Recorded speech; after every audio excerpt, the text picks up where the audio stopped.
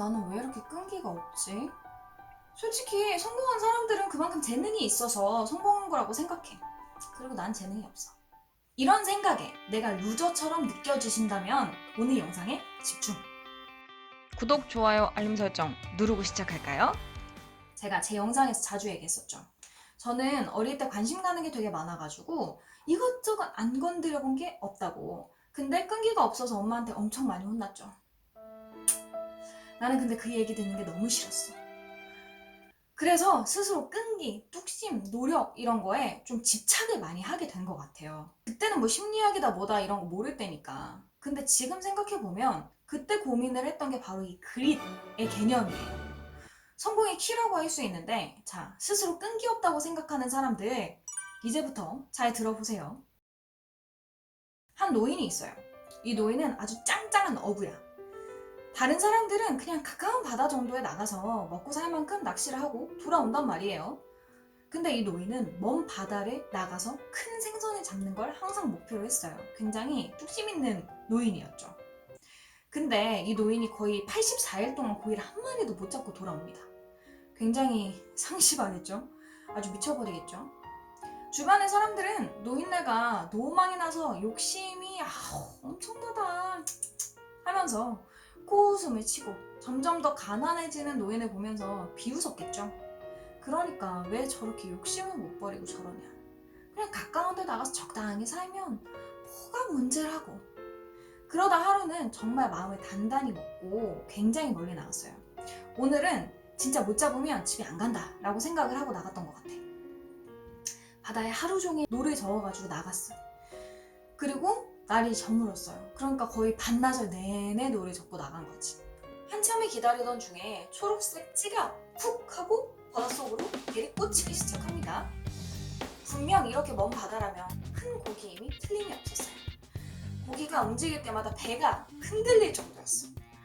노인은 그 놈을 잡기 위해서 거의 반나절, 그러니까 밤새도록 사투를 벌입니다.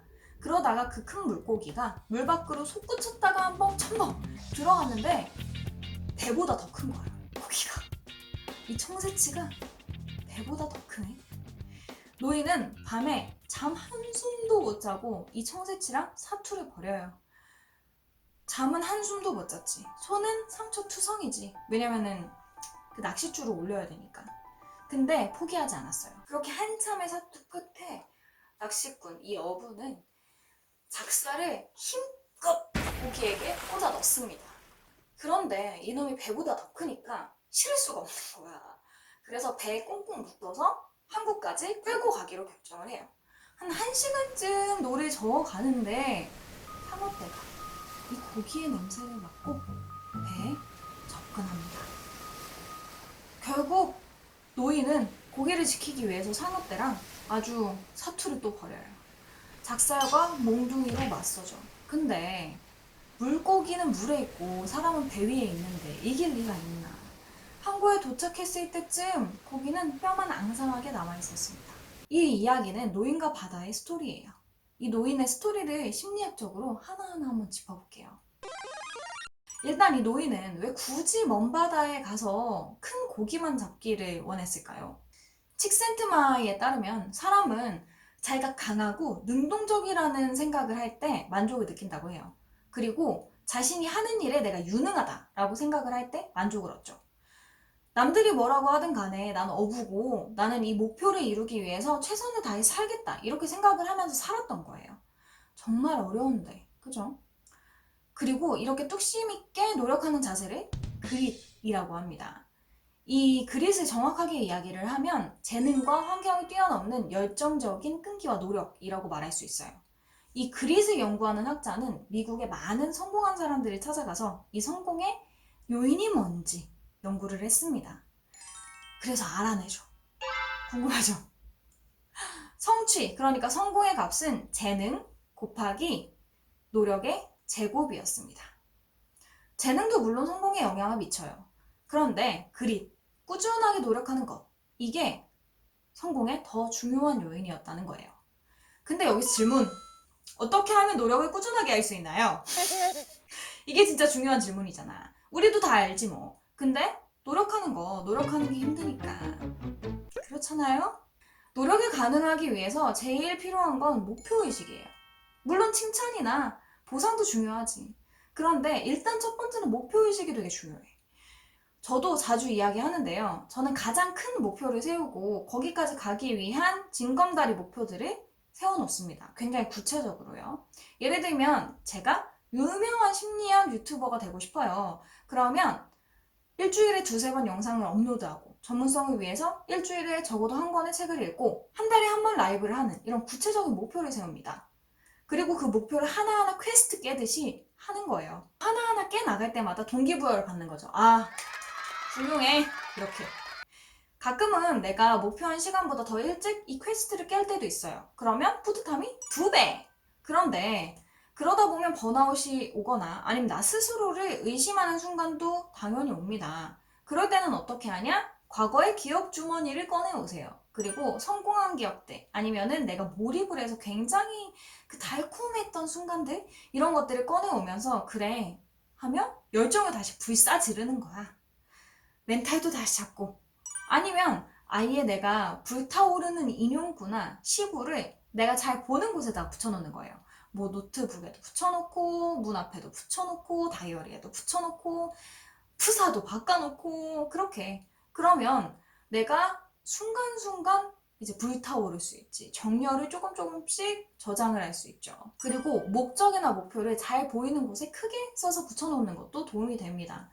우리는 살다 보면 한 학교를 다닐 때, 중고등학생 때까지는 이런 행동을 하는 것 같아요. 근데 고등학교를 졸업하고 대학생이 되면서부터 목표의식이라는 것과 점점 멀어져요. 이게 좀 부질없이 느껴지기도 하고. 그런데 우리는 계속해서 목표를 되새겨야 돼요. 내가 어떤 방향으로 가고 싶은지, 나는 어떤 것을 이루고 싶은지 스스로 계속 생각해내고 그거를 위해서 방향을 재정비하는 게 우리가 번아웃이나 아니면은 쉬고 싶을 때, 다 포기하고 싶을 때 다시 일어날 수 있는 힘을 주거든요. 그리고 하루의 시작이나 일주일의 시작에 스케줄을 정리하고 내가 일주일 동안 뭘 해야 되는지 구체적으로 정리를 해보는 게 되게 중요합니다. 그리고 5년, 10년에 로드맵을 한번 그려보세요. 5년 후에 나는 어떤 모습이 되어 있기를 바라는지, 그리고 10년 후에는 어떤 모습이 될지. 근데 이게 쉽지는 않아. 왜냐면 초중고등학교 때는 이게 좀 심플해요. 뭐 어디 대학에 가고 어디에 취직하고 이렇게. 근데 나이가 들다 보면 너무 많아. 특히 저의 경우에는 언제 결혼할 거고 언제 애를 낳을 거고 애를 낳는 거에 따라서 내 로드맵이 확 바뀔 수 있는 거니까 그런 거. 그리고 뭐 애를 내가 계획한다 그래서 그때 바로 생기나? 그것도 아니잖아요. 그러니까 불확실성이 나이가 지나가면서 더 많아져요. 하지만 그래도 우리는 5년 후의 나 그리고 10년 후의 나를 계속 꿈꿔와야 돼요. 변하더라도 호랑이 그리면 고양이라도 된다. 이런 심정으로 그려보는 거예요. 저는 항상 연초에 이런 작업을 하기는 해요. 당연히 조정이 됩니다.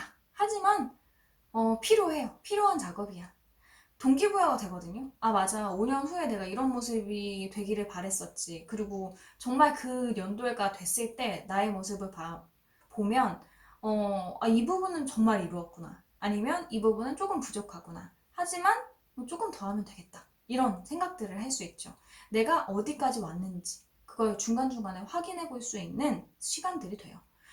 마지막으로는 매주 이 꿈을 실현시키기 위해서 5가지의 목표를 정하는 겁니다. 구체적으로 실현 가능한 것들로 정하는 거예요.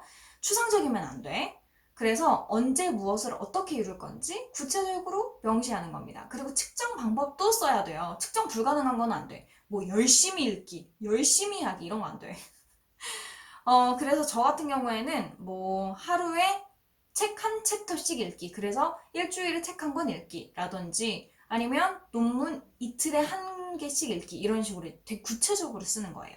물론 모든 사람들이 자신의 직업이나 삶의 방식에 따라서 이거를 구체적으로 쓰기가 어려울 수도 있어요. 하지만 최대한 측정 가능하게 쓰는 게 중요합니다.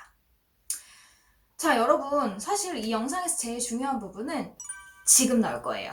이 스토리를 자세히 보면 마지막에 노이는 고의를 잡긴 했지만 상처뿐인 승리였잖아. 상우한테 다 뜯어 먹혔잖아요.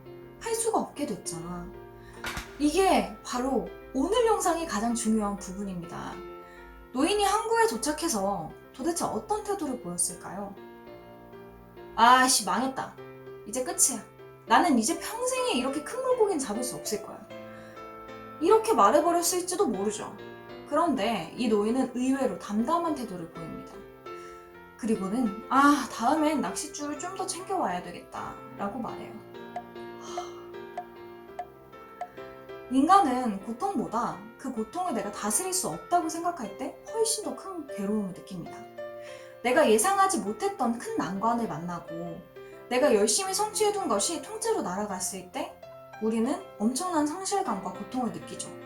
그런데 더 중요한 건 그것을 대하는 나의 태도예요. 내가 그래, 첫 번째 시도는 망했어. 내가 이 부분이 부족해서 망했어. 하지만 두 번째 때는 그걸 정비해서 똑같은 실수를 반복하지 않을 거야. 라든지 아니면 그거 알잖아. 첫 번째 똑같은 길을 갈 때 두 번째는 훨씬 쉬운 거. 그런 것들을 생각하는 거예요. 이제 어떻게 하는지 알겠어. 라든지 두 번째는 분명히 성공할 거야. 이런 식으로 우리의 사고를 조금 틀어보는 거예요. 망한 거 사실이지. 상어한테 물고기 다 뺏긴 거 사실이야. 그런데 그걸 어떻게 볼 건데요?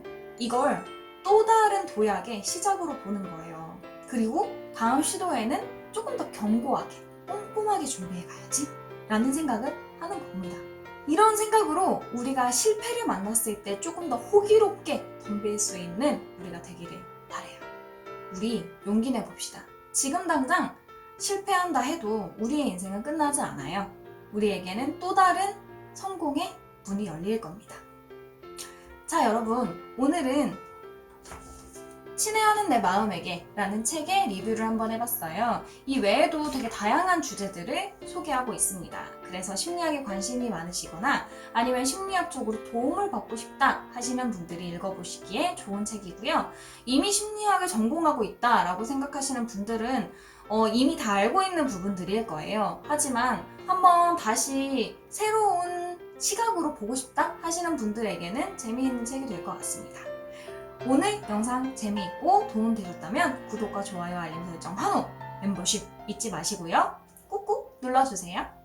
우리 다음 영상에서 만나요. 안녕!